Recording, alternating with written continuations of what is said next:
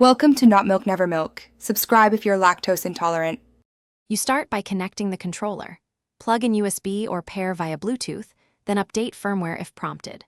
Once connected, open Steam and enable Steam input for the controller, or launch Warzone and choose Controller Profile in Settings.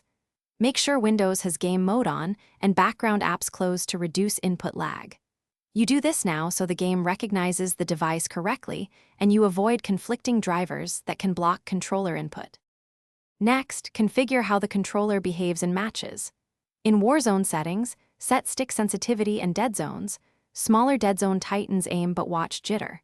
Map key functions to buttons you prefer and ensure ADS and sprint are comfortable. Muscle memory matters.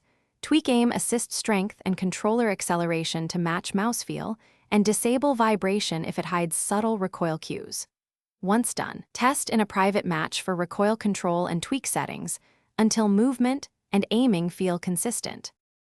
Finish by optimizing performance. Set your monitor's refresh rate to native and lock frame pacing to reduce input lag, lower unnecessary overlays. Make sure Warzone runs with the controller profile saved in Steam or the game. If the controller isn't detected, reinstall drivers, reboot, and check USB/Bluetooth connections. Also disable conflicting software like DS for Windows if using Steam input.